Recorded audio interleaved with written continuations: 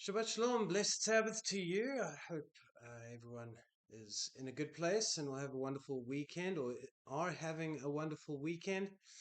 Going to be looking at one of my favorite topics, the person of Joseph, and then also one of not my favorite topics is trying to understand some of the paganism and elements that are not at the front of the scriptures, but you kind of get a sense things are in the background, and to just try and understand and flesh out and know what what the temptations were in early Israel, and that from the start amongst the children of Jacob there have been these wrestlings with um, the civilization of this world, as it were, and the civilization of the scriptures and syncretism and all these things.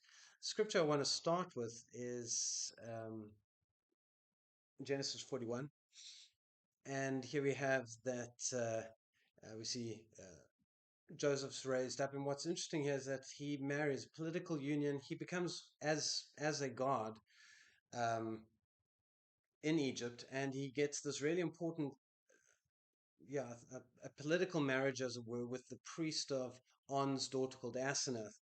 And and to understand On, again, it's just a word and we have no understanding of it, but it was a deeply religious place and academic place. But On comes from from the Greek Egyptian word for pillars, unu, and the Greek version of that was of this city was called Heliopolis, and Heliopolis means city of the sun. So it was the main god of this place. There was the Ennead, which had 9 gods, but the main god was Atum, sun god, solar deity, and it's very interesting looking at the um, the pyramids and where they point to. They actually all point to Heliopolis in their various ways. They usually have the cardinal points, but it's the way they're kind of laid out that uh, people have noticed when you draw lines, they go to this mound of Heliopolis, and uh, and and it's been very much lost for a long time, or people have known of it, but it lies under rubble. I think there's one pillar left there, and um, and Cairo's kind of swamped the area. No one goes. It's not a tourist place, but this was the most. It was bigger than the Temple of Karnak. It was significant. This was the most significant religious and academic site of all of Egypt, known for different things. Uh, Geometry, we often marvel with the use of mathematics and their angles and pyramids and triangles and all the stuff that they could do. And Pythagoras, he actually learned the from the Egyptians, from on astronomy. They were really amazing with. They knew the constellations. They knew the difference between a sidereal uh, solar year and a tropical solar year. Um, Very much had control of the orders of the heavens in many ways. I hadn't quite figured out perfectly, well, as good as the Gregorian calendar solar year and exactly how to regulate that, but pretty much pretty much on there. Their history was significant in that um, Manetho, when the Greeks came in, he gave them a full-on history of Egypt. Um, Very strong with politics and ruling and order and civilization. This really ancient civilization, enduring civilization, and the marvel of many came from this place. And so too, the religion was an important part. And so we need to understand the religious side a bit more and what Joseph got involved with, symbolic of Jacob and Israel and the scriptures, those who represent the scriptures, um, also perhaps getting mixed into some of these things. So the first element that I want to emphasize is that of this ancient religion of Atum, um, and Heliopolis, this mound that emerges from the waters of chaos. It had a very um, it was very much like Eden in a sense, and it had a whole uh, had a whole origins of the world myth around it, and how the creation of it and all of this. So very much as God in that sense, but more as God in terms of uh, allowing man to do more than perhaps what the God of heaven allows. And I think of Joseph's statement to the people that you remember he hid the cup in Benjamin's sack, and he says, "Do you not know that someone like me, that I can certainly divine?" And that's such an interesting word there in the Hebrew. It's the same word for bronze, same word for serpent, believe it or not. But nachash uh, is used twice here. I can nachash, nachash. I can. It's this idea of divinity and kind of in terms of doing the things of God or to see as He sees, although overstepping in a sense, where we know in the scriptures you are not to divine, you are not to do this. Um, and here we see Joseph.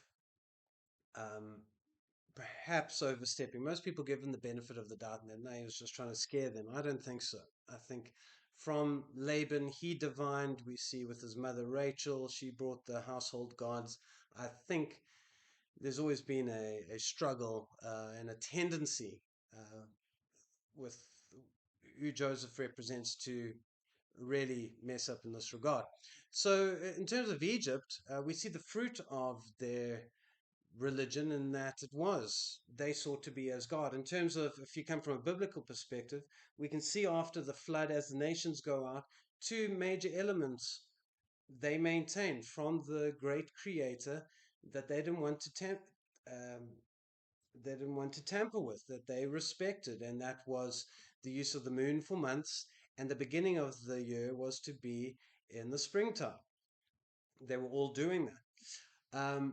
Egypt is the first to come and say, we want a solar year. And so they did that. They completely removed the moon for months. They kept the kind of idea of a 30-day period, but they said, we'll do 12 30-day periods around a solar calendar, and then we'll tag on five sacred days at the end. And they incorporated the their new year would be in um, so their God allowed them to change the original spring idea, and they would have it in summer, and uh, and that worked better with well, their planting and flooding and being mindful of all of that. Now, this whole issue of control, it made a nice, easy calendar in a sense, not having to worry about a leap month or the new moons and the complication around sighting the new moons. And but those things, from a Hebrew point of view, we surrender to our God. But we see perhaps here is an element of going too far, becoming as divine in that sense. Um, yeah, many people don't know this, but even in the ancient that ancient way of doing the new year should be in the spring. It was actually maintained in the West. It was a little compromise. It was kept on the 25th of March, even though Julius did try and make January the new year. Yeah, it was kept then until the Gregorian reform, and it was only in the 1700s that America and others stopped doing New Year in the spring, believe it or not. Um, and I think this is really an element. The calendar is an issue when it comes to people trying to be as God. I think of that passage, I've got it there in Daniel 7, um, of one, an antichrist type figure. And I think it's the antichrist that it's foreseeing here.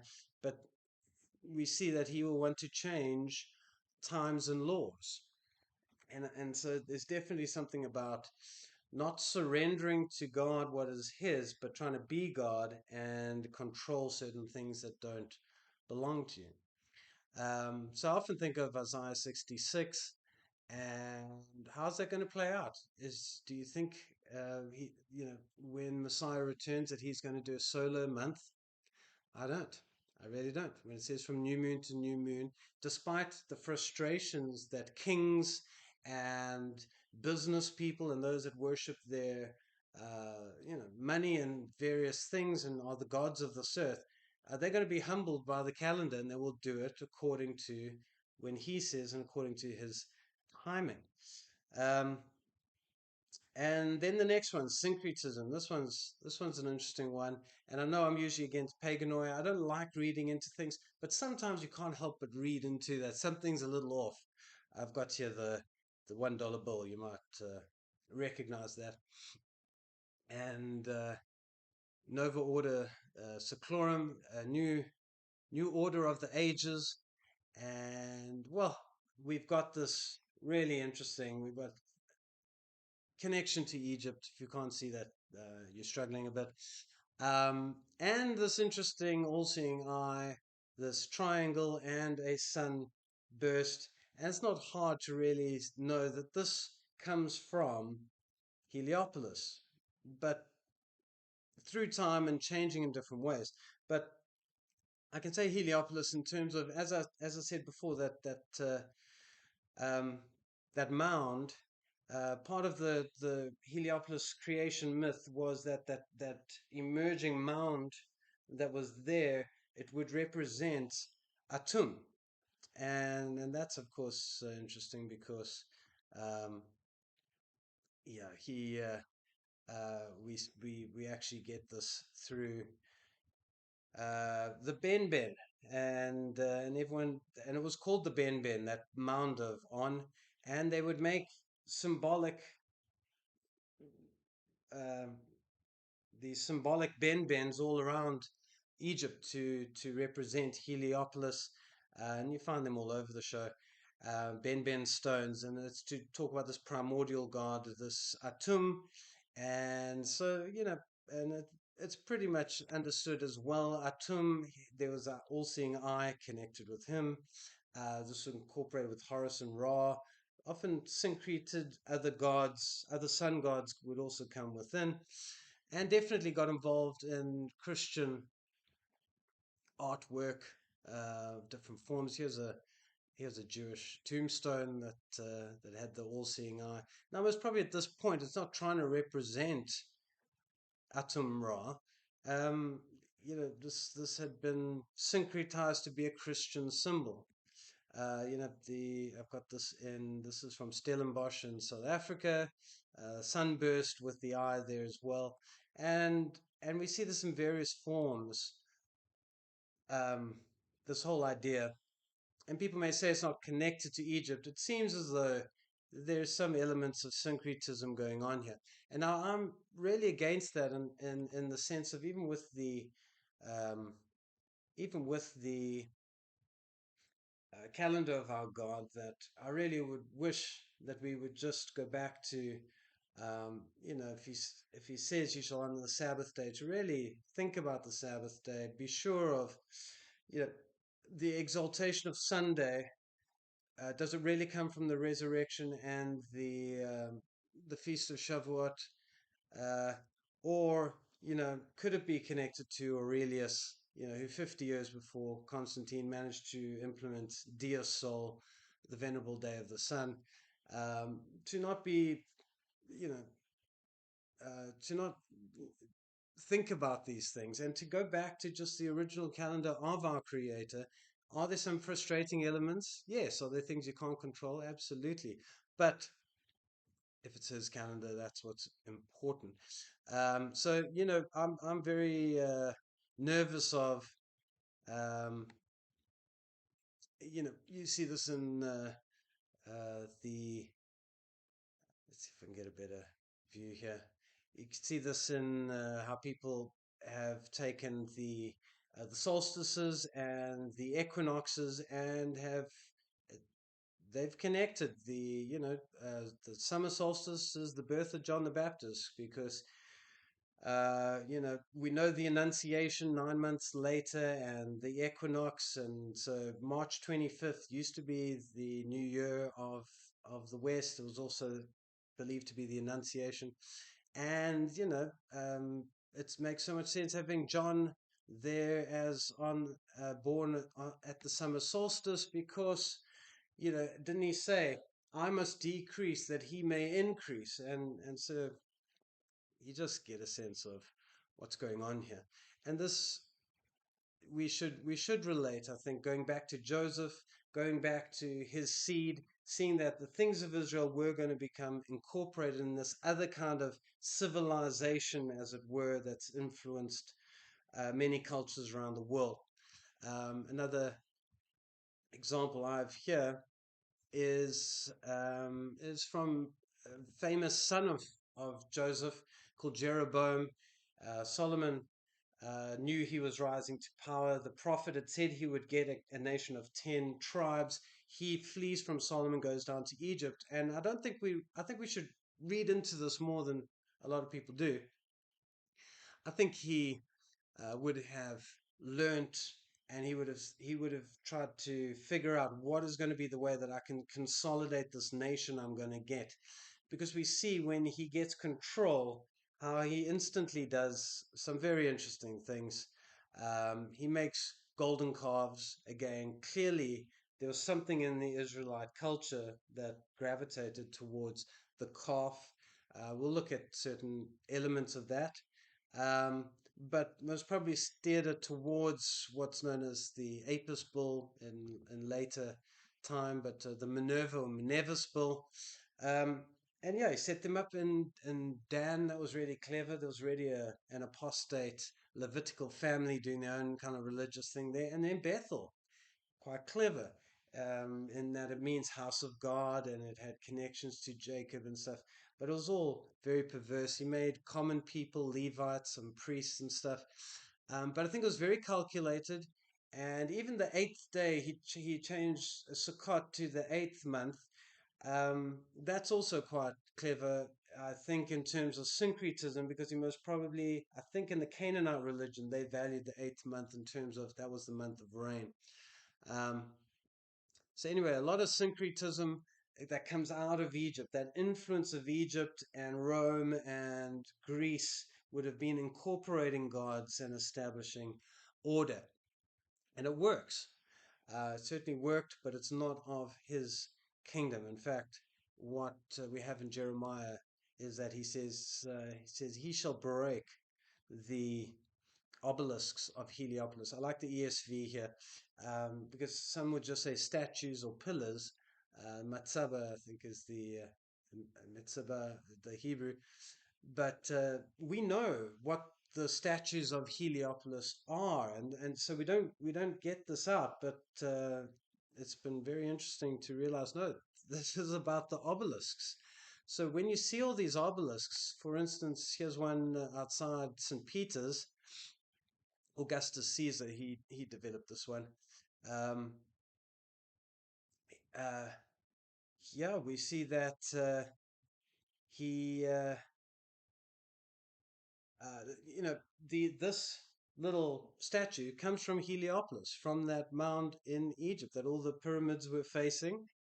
They took them out there. When you read about the Cleopatra's Needles in Paris, London, uh, New York City, they all came from Heliopolis. I think Rome's got another five as well. Um, and these are the obelisks of that place, the pillars. And then obviously America is never to do anything in half measures. Very famous for building their one. And we just see God says, I've had enough of this. And actually, Heliopolis was thoroughly destroyed under Cambyses of the Persians. He went through and just demolished it, and people were horrified at the way in which he did it. But we see God's absolute um, wanting to just humble this whole cult, as it were. I think we also miss it a bit. Nikki and I, we were chatting this week with um, with the with the plagues, and there as well, to realize this is Heliopolis, a sun capital. The eighth plague or judgment was what? Of darkness coming over the land. And we've often, thought, well, darkness, that's not so bad. Now, this was a sun. This was their highest deity in that sense.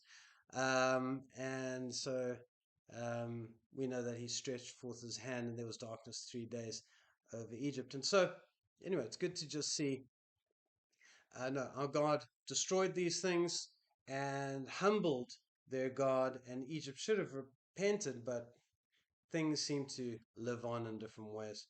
Um, Now, just to quote a few last scriptures, just to be aware that even though the the enemy may take various passages and or take various ideas and pervert them, that's not going to stop God from using them. If he wants to relay something as the Son, he's going to do that. But what's important is that we don't see this as justifying elements within solar cults and other things, and to be careful of priests that might wish to just combine things. An example of this is the beautiful passage of Malachi chapter 4. This Messiah's return. Um, Behold, the day is coming, burning like an oven. You know this one, but here we see Messiah is described as the Son of righteousness, and he with healing in his wings, and you get the sense of the radiance of his glory upon his return. And if he wants to do that, he can. And even the people are described as we will go out like calves, which calves have a bad reputation in Israel. But the point is, he's not going to let it detract from. He can still use calves if he wants to talk about calves, but we must always be careful in what we apply that to. It doesn't mean we therefore go to see, what's happening and what can we learn from the Indian Hinduism where the bulls there are venerated and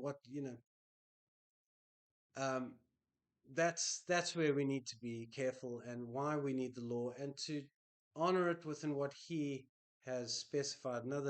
I love this passage. It's from Deuteronomy. Um, you may know it. The um, Joseph here is described as a firstborn bull, as a wild ox who pushes to the ends of the earth. Like I don't really have an issue with, you know, uh, the crypto, the crypto bull in Miami and the one on Wall Street. I mean, sometimes you wonder what is going on here, and it's a sign of perhaps what we worship and need to be careful in these things. But it's not going to ruin if God wants to use a bull, he can use a bull to describe his people. But that doesn't mean you go and take a bull and you put it in the Holy of Holies, even if you're the dominant tribe. You don't, he's also specified things that don't mix up, don't mess with. Um, so finally, last couple of thoughts in terms of the uh, the serpent on the stick. Well, it's a great image, and I think there's a lot coming in here. In that, I think in a way we often focus on the tree of the knowledge of good and evil, and the Nachash is interesting there because the snake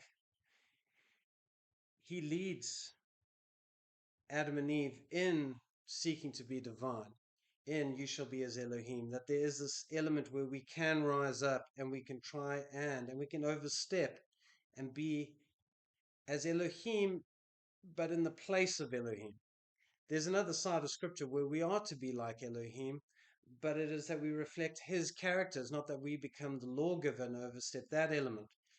And so we get a different pattern. The tree of life is a bit different.